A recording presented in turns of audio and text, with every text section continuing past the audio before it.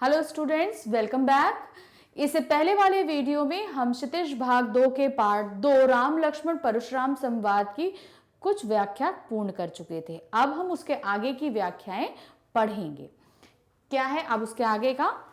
कौशिक सुनुहु मंद यहु बालकु। अब कौशिक कौन, किसके लिए बोल रहे हैं?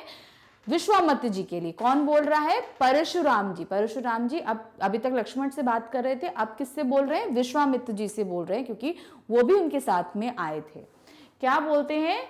हे विश्वामित्र सुनो, यह बालक बड़ा कुबुद्धि है, मतलब इसके पास अकल नहीं है।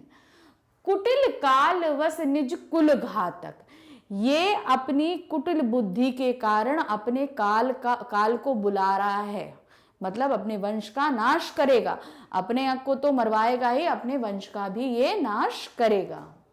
भानुवंश राकेश कलंकु, क्या मतलब है? ये सूर्यवंशी होते हुए, सूर्यवंश के थे कौन? लक्ष्मण जी। कहते सूर्यवंशी होते हुए ये चंद्र में लगे समान कलंक के समान है। किसके समान है? जैसे चंद्रमा पे कलंक लगा है, उसी तरह ये सूर्यवंशी होते हुए चंद्र में लगे कलंक के समान है।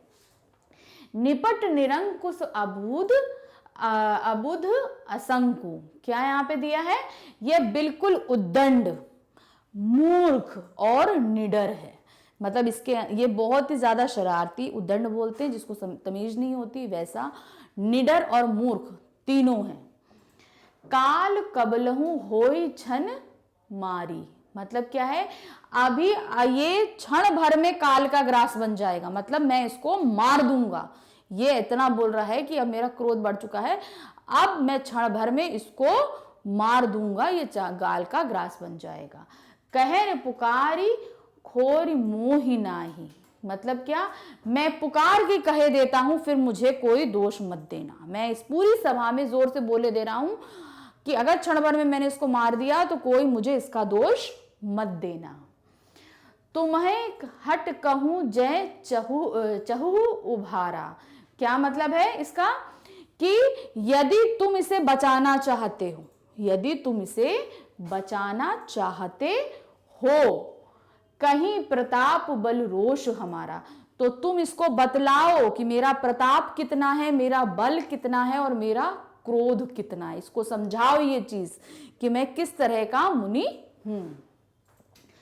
लखन कहो मुनि सुझो तुम्हारा, तुम्हें अच्छत को बारन पारा। अब अभी तक परशुराम जी किसको बोल रहे थे? विश्वामित्र जी को बोल रहे थे। अब बीच में लक्ष्मण जी बोलना शुरू करते हैं। लक्ष्मण जी क्या बोलते हैं?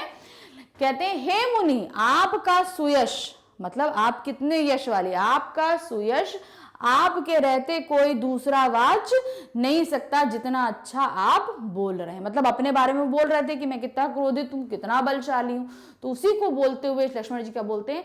आप हे मुनि, आपके अलावा कोई भी आपके यश को बता नहीं सकता। क्यों नहीं इन्होंने ऐसा बोला? क्योंकि परशुराम जी विश्वामित्र से बोलते हैं कि आप बताइए इसको कि मेरा बल और क्रोध कितना है। तो उसी पे लक्ष्मण जी क्या बोलते हैं कि आपसे ज्यादा कोई भी आपके बारे में बता नहीं सकता है। नेक्स्ट, अपने मुंह तुम आपनकारी, आप अपने मुंह ही अपनी बड़ाई कर रहे हैं। परशुराम जी से लक्ष्मण जी बोलते हैं आप अपने ही मुंह अपनी बड़ाई कर रहे हैं। बार अनेक भांति बहुबरनी, मतलब बार बार अपने अनेक जो कर्म हैं, बहुत चीजें अपने बारे में बार बार बता रहे हैं।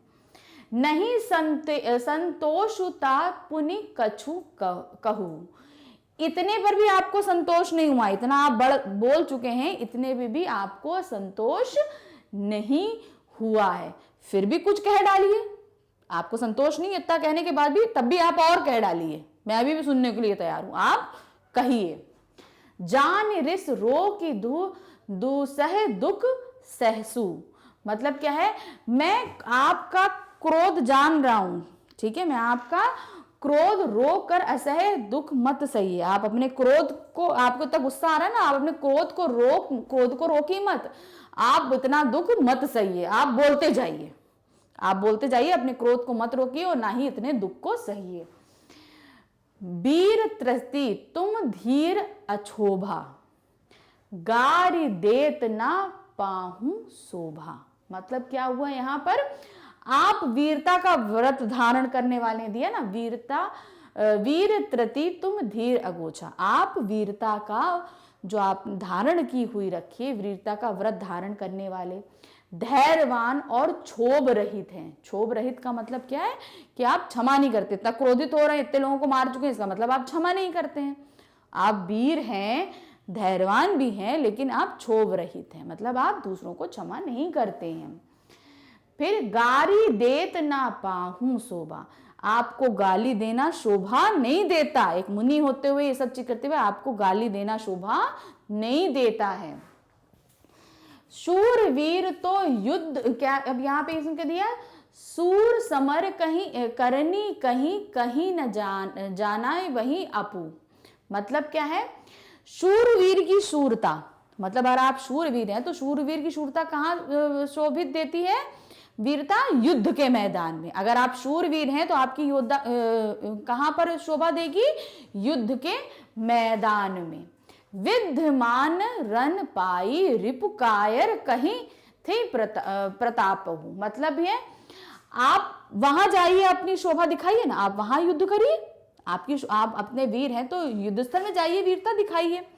क्या, शत्रु को युद्ध में उपस्थित पाकर कायर ही अपना बखान करता है। मतलब मैं आपसे युद्ध करने के लिए तैयार हूं और आप अपना बखान करने के लिए तैयार हैं। जब शत्रु सामने है तो बोलने से अच्छा है कि लड़ाई करिए। ये चीज लखन जी बोलते हैं कि शत्रु जब युद्ध स्थल में उपस्थित है तो उससे युद्ध करिए, ना कि बातें करिए और अपना बखान करिए।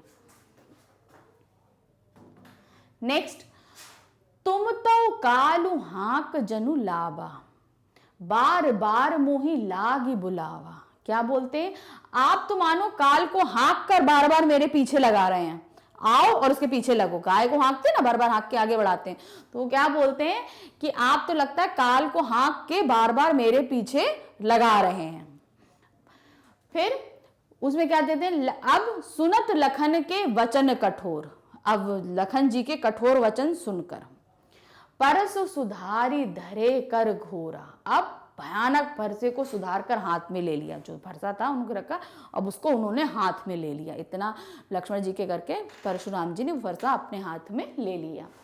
अब जान डेढ़ दोष मोही लोगू, अब क्या बोलते हैं, बोलते हैं अब लोग मुझे दोष ना दें, अब लोग मुझे दोष ना दें। किस बात का, कटुवादी बालकु वध जोहू, अगर मैंने इस अधिक बोलने वाले, इस कड़वे बोलने वाले बालक को अगर मैंने मार दिया तो इसका दोष अब मुझे कोई मत दे।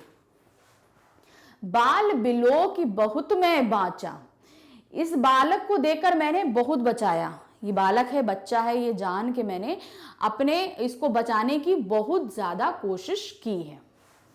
अब यहू मर निहारा भा साचा, मतलब बहुत बचाया पर ये सचमुच मरने के लिए ही आ गया है। इतना ज्यादा बोल रहा है कि अब ये सचमुच मरने के लिए आ गया है। कौशिक कहाँ छमहि अपराध हूं, अब क्या विश्वामित्र जी बीच में आते, जब इतना गुस्सा हो जाता है परशुराम जी को आ जाता है तो विश्वामित्र जी बीच में आ जाते हैं। क्या कहते हैं, अपराध क्षमा कीजिए। क्या बोलते हैं हाथ जोड़ के, अपराध क्षमा कीजिए। बाल दोष गुण गही न साधु, बालकों के दोष और गुण को जो साधु लोग हैं वो जो है नहीं गिनते। बालक, छोटे बच्चों के दोषों को साधु लोग नहीं गिनते हैं, अर्थात उनके बोले गए वचनों पे साधु गुस्सा नहीं होते हैं, उनको दंड नहीं देते हैं। नेक्स्ट, खर कुटार में अकरुण को ही, आगे अपराधी गुरु दोषी। मतलब क्या, परशुराम, अब विश्वनाथ जी ने जब क्षमा मांगी तो अब परशुराम जी क्या कह रहे हैं, परशुराम जी बोले तीखी धार की कुठार, खर कुठार में अकरुण को ही, ये जो तीखी धार वाली कुठार है जो उनकी तलवार थी, मैं दया रहित और क्रोधी और गुरु दोषी और अपराधी मेरे सामने उत्तर दे रहा है। मतलब मैंने ये कुठार को दिखाते हुए बोलते हैं, ये जो धार वाली कुठार है इसमें जो देशद्रोही होते हैं, अपराधी होते हैं, गुरुद्रोही होते हैं, मैं उनके लिए ये कुठार रखता हूं, उनको दंड देने के लिए कुठार रखता हूं। उत्तर देत छोड़ बिनु मारे, मतलब क्या है, उनको ये कुठार उत्तर देती, जो गुरुद्रोही होते हैं, जो दोष होते हैं, उनको मेरी ये धारदार कुठार उत्तर देती है। केवल कौशिक सील तुम्हारे, मतलब बोलते हैं विश्वामित्र जी, सिर्फ आपके शील के कारण मैं इसको छोड़ रहा हूं, जो आपने धीरज दिखाया है उसके कारण मैं अभी तक शांत हूं। ना तह ए ही काटी कुठार कुठारे, नहीं तो मैं इस कुठार से अब तक इसको मार डालता। आप जो बीच में क्षमा मार, नहीं तो मैं अब तक इस कुठार से इसको मार डालता, इसको टुकड़े टुकड़े कर देता। अब गुरु उरे ने होत श्रम थोड़े, विश्वामित्र जी जो है बड़ा हंस के परशुराम जी से जूझ रहे होते हैं, मतलब उनको क्षमा कर दीजिए, सब कर दीजिए। तो यहाँ बोलते हैं गुरु उरिन होत श्रम थोड़े, मतलब जो गुरु होते हैं, यानी कि मैं गुरु हूँ तो मेरे मन में इसके लिए बहुत प्रेम है, मैं इसके प्रेम से जूझ रहा हूँ, तो कृपा करके इसको क्षमा कर दीजिए। गाद सुनु कह हृदय हंसी मुनि हरि सुझावा, वही मतलब विश्वामित्र जी हंस के उनसे क्षमा मांग रहे हैं। अमय खाड़ ना उखऊ मैं अजहू ना बूझ अभूजा, अब क्या बोलते हैं कि ये जो बच्चा है मुनि, खेद मुनि, अब ये बेसमझ है, इसको समझ नहीं है किसी चीज की, ये बेसमझ बच्चा है, इसके प्रभाव को आप समझिए, मतलब आप बेसमझ बच्चा है, इसकी कही बातों को आप इतना ज्यादा गुस्सा मत होइए, मतलब इसको क्षमा कर दीजिए। नेक्स्ट, केहू लखन मुनि सील तुम्हारा, अब लक्ष्मण जी फिर से, अब विश्वामित्र जी क्षमा मांग रहे थे कि आप इसको क्षमा कर दीजिए, अब इतने में फिर से लक्ष्मण जी बोलना शुरू करते हैं। क्या कहते हैं? लक्ष्मण कहे लखन मुनि सील तुम्हारा, आप क्या बोलते हैं? लक्ष्मण जी ने कहा, हे मुनि, आपके प्रेम को कौन नहीं जानता, फिर परशुराम जी को चिढ़ाते हुए बोल रहे हैं, आपके प्रेम को कौन नहीं जानता। फिर मातु पिता उरी भय नी के, आप माता पिता से अच्छी तरह उऋण हो चुके हैं, मतलब आप माता पिता की सेवा करके उनके ऋण को चुका चुके हैं, उनका जितना भी ऋण होता है माता पिता का, आप उस ऋण से अलग हो चुके हैं। गुर ऋणु रहा सोच बड़ जी के, आप क्या बोलते हैं? अब आपके पास गुरु का ऋण बाकी है, ठीक है, किसका ऋण बाकी है? गुरु का ऋण बाकी है, और जिसके बारे में आप सोच रहे हैं, बड़ा सोच रहे हैं। सो जनु हर हे माथे काढ़ा, मतलब क्या है? अब वो आपके माथे पर मढ़ा हुआ है, किसी तरीके से आप उसको उतारना चाहते हैं। दिन चल ही गए ब्याज बढ़ बारा, मतलब जैसे जैसे दिन बीत रहे हैं ब्याज बढ़ता जा रहा है। अब आने ब्याहरी आ बोली, मतलब क्या हुआ? ये अब हिसाब करने पर आप आ गए हैं, अब आप हिसाब किताब कर चुके हैं, कितना ब्याज बढ़ा, क्या हुआ, ये सारा हिसाब किताब आप करके बोल रहे हैं। तुरंत देव में थोड़ी खोली, मतलब आप तुरंत हिसाब करिए, मैं अभी थैली खोलता हूं और सारा ऋण चुका देता हूं, जितना भी ऋण बाकी है मैं उसको चुका देता हूं। सुन कटु वचन कुठार सुधारा, अब जैसे ही लक्ष्मण जी के कठोर वचन सुन के क्या हुआ? परशुराम जी ने फिर से कुठार संभाल लिया, अपनी तलवार को संभाल लिया। हाय हाय सब सभा पुकारे, अब तुरंत ही क्या हुआ? पूरी सभा हाय हाय पुकारने लगी, मतलब अब लगा कि लक्ष्मण जी मारे जाएंगे, तो सब लोग डर गए और हाय हाय बोलने लगे। भृगुवर परसु देखाहूं मोही, अब लक्ष्मण जी ने क्या कहा? हे भृगुश्रेष्ठ, भृगुवंश हमने बताया था ना, हे भृगुश्रेष्ठ, आप मुझे फरसा दिखा रहे हैं, आप मुझे ये फरसा दिखाते हैं, ऐसे बोलते हैं, आप मुझे ये फरसा दिखाते हैं। विप्र विचारी वचन नृप दोही, पर हे राजाओं के शत्रु, मैं आपको ब्राह्मण समझ के मार भी नहीं सकता हूं। क्यों? क्योंकि ब्राह्मण पे तो हाथ नहीं उठाते, आप ब्राह्मण हैं, नृपदोषी हैं, लेकिन तब भी मैं हाथ पे हाथ नहीं उठा सकता। मिले न कबहू सु भट रन गाड़े, यानी आप कभी रणवीर बलवान वीर नहीं मिले, मतलब आपको आज तक कभी भी कोई वीर नहीं मिला है। दुज देवता घर ही न बाणे, और ब्राह्मण देवता आप घर के बड़े होंगे, माना आप अपने घर में बड़े होंगे। अनुचित कहें सब लोग पुकारें। अब जब इतना सब लक्ष्मण बोलते हैं तो पूरी सभा क्या कहने लगती है? अनुचित, अनुचित, गलत है, ये चीज गलत है। यानी कि परशुराम जी ऐसे नहीं हैं। परशुराम जी सिर्फ अपने कुल के लिए नहीं है, सभी के लिए अच्छे हैं। यानी अनुचित कह कहकर पुकार उठते हैं। रघुपति सयानी लखनु निवारे। अब क्या, अब कौन बोलते हैं? श्री राम जी। तब श्री राम यानी रघुनाथ जी इशारे से लक्ष्मण जी को रोक देते हैं, रुको। अब उनका क्रोध बढ़ गया था, वो मारने जा रहे थे, तो सभी पूरी सभा डर गई। फिर उसके बाद बोलते हैं कि आप बड़े होंगे। लक्ष्मण जी क्या बोलते हैं? आप बड़े होंगे, घर में होंगे, हम क्या कहते हैं, क्षत्रिय वंश के हैं, तो हम ब्राह्मण पे भी तलवार नहीं उठा सकते, आप मार लीजिए, आपको मारना है। तो अब जब इतना होने लगता है तो पूरी सभा अनुचित अनुचित चिल्लाती कि नहीं, परशुराम जी ऐसे नहीं है। जब इतनी बात बढ़ते हुए देखते हैं तो श्री राम जी बोलते हैं, क्या बोलते हैं? रघुपति सयानी लखुन निवारे। रघुपति जी ने तुरंत लक्ष्मण जी को रोक दिया। क्या बोले?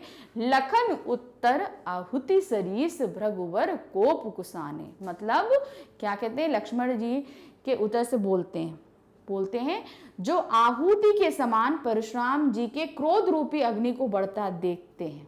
ठीक है, जब हम आहुति देते हैं ना, हवन में आहुति देते हैं तो क्या होता है? आग भड़कती है ना। तो लक्ष्मण जी के वचन से जो आहुति भड़क रही थी, उनके क्रोध की अग्नि जो जिस तरह हवन की अग्नि भड़कती है, उसमें हम जब हवन सामग्री डालते हैं, उसी तरह लक्ष्मण जी के वचन से वहां पर अग्नि किसकी? परशुराम जी के क्रोध की अग्नि भड़क रही थी, बढ़ गई थी। तो उसको देखते हुए वो लक्ष्मण जी को रोकते हैं। कौन? श्री राम जी। बढ़त देख जल सम वचन बोले रघुवानी। तब सूर्यवंशी श्री रामचंद्र जी ने जल के समाप्त का शांत करने वाले वचन बोले। अब उनको बोला कि आप कृपया करके शांत हो जाइए। इस प्रकार हमने जितना भी हमारा पाठ का सार था हमने खत्म किया, उसकी व्याख्याएं आपको समझाई। आई होप आपको बहुत अच्छे से ये सारी व्याख्याएं समझ में आ गई होंगी और अपनी परीक्षा में आप अच्छे से उत्तर देंगे। अब हम अपने नेक्स्ट वीडियो में इसके आगे के क्वेश्चन आंसर्स सॉल्व करेंगे कि हम कैसे इनके क्वेश्चन आंसर्स लिखेंगे। Okay, bye bye.